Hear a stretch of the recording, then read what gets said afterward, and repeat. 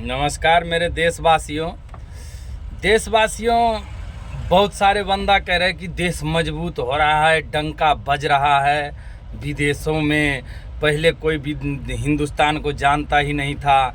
कौन नहीं जानता है हिंदुस्तान का? कारगिल का जो युद्ध हुआ था कौन नहीं जानता है? ये देश जो आज़ाद हुआ कौन नहीं जानता है? लेकिन कौन नहीं जानता मैं बताऊं? आरएसएस नहीं जानता है। ये भाजपा संगठन जो है मनुवादी सोच का लोग, वो नहीं जानता। क्यों? क्योंकि उसने संघर्ष युद्ध में, भारत छोड़ो आंदोलन में भाग ही नहीं लिया था। वो तो घर में कुंडी लगा के बैठे थे या मुखबिरी कर रहे थे ब्रिटिश का, अंग्रेजों का। तो मेरे देशवासियों और कह रहे अरे सच्चा देशभक्त तो मोदी जी है या भाजपा पार्टी है। मेरे देशवासियों, इस सोच से, मानसिकता गुलामी से बाहर आइए। संविधान रहेगा तो देश रहेगा। और दूसरी बात, आप लोग कहते हो कि बहुत कुछ किया, ये कर दिया, वो कर दिया। मेरे देशवासियों, गरीब के जीवन में क्या बदलाव आया ये बताइए। गरीब जो महल में रहता था, जो झोपड़ी में रहता था, वो महल में रहने लग गया। गरीबी दूर हो गई, महंगाई कम हो गई, भ्रष्टाचार खत्म हो गया। 15 लाख की बात छोड़ो, 2 करोड़ रोजगार मिल गया, आत्मनिर्भर भारत बन गया।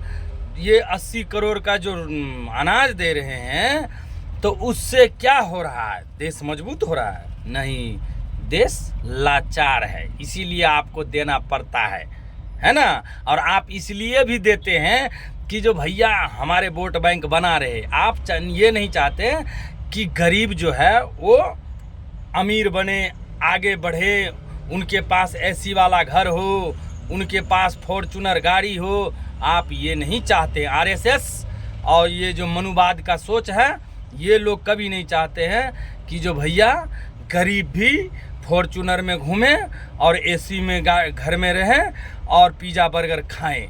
मेरे देशवासियों, ये तो किसान आंदोलन में आप लोग सुना होगा, नहीं सुना होगा कि किसान पिज़्ज़ा बर्गर खाता है। बहुत सारे बाबा सीरों ने बोला कि किसान के पास इतना बड़ा बड़ा लग्जरी गाड़ी कहाँ से आ रहा है।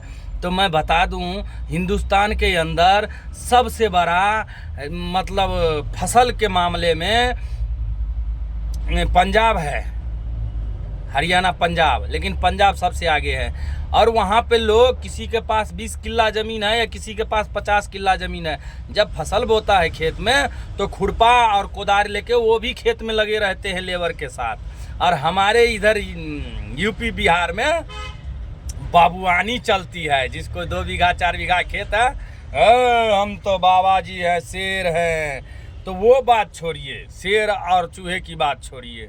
तो जो भैया हम किसान हैं, हम मेहनत करते हैं दिन भर खेत में, हमारे पास वो क्षमता है कि हम किसी से मांगते नहीं हैं, कमाते हैं और खाते हैं। और लग्जरी गाड़ी होती है, पैसे होते हैं, लग्जरी खरीदते हैं, घर में एसी लगाते हैं, ट्रैक्टर में एसी लगाते हैं। तो भैया, इस आत्मनिर्भर को आप सही मानोगे या 5 किलो राशन देकर आपको बोला जाएगा कि गुलामी, हम फ्री का, मुफ्त का राशन मिल रहा है कि नहीं? कांग्रेस के सरकार में राशन नहीं मिल रहा था क्या? वही राशन को अब पहले जो 2 रुपया 1 रुपया लिया जाता था, वो अब जो है बंद कर दिया। अरे 50 रुपया लग ही गया महीने में 5 किलो राशन में, तो कौन सी बड़ी बात हो गई है? सिर्फ 5 किलो राशन से जीवन कट जाएगी एक आदमी का। मेरे देश में जो है ना, गोबर खाने वाले की तादाद लग रहा है बढ़ गया है और सोचन शक्ति खत्म हो गया है। अरे दिमाग के लिए गिरी खाओ, गिरी अखरोट, दिमाग बढ़ेगा, बुद्धि बढ़ेगा। मेरे देशवासियों, मैं कुछ समझाना चाहता हूँ देशवासियों की गरीब के जीवन में क्या बदलाव आया, क्या हुआ। शिक्षा, कापी किताब पे कभी भी नहीं लगा था जीएसटी, अब 18% जीएसटी लग रहा है। देश में इतना, मतलब देश को कर्जा नहीं था 70 साल में, जितना 10 साल में हो गया, 3 गुना बढ़ गया। मेरे देशवासियों, इस चीज़ को देखो। सिर्फ मीडिया में, टीवी पे डंका जो बज रहा है ना, 4 आदमी 5 आदमी मिल के भजन कर रहा है, उस भजन पे मत जाओ, अपनी जीवन में झांको और तब देख के सोच के वोट करो। अंतिम परिणाम है चुनाव का, अंतिम एक चरण बचा हुआ है। और मेरे देशवासियों, आप लोग से हाथ जोड़ के निवेदन है, संविधान रहेगा, देश रहेगा, तभी हम आप रहोगे। जय हिंद, जय भारत।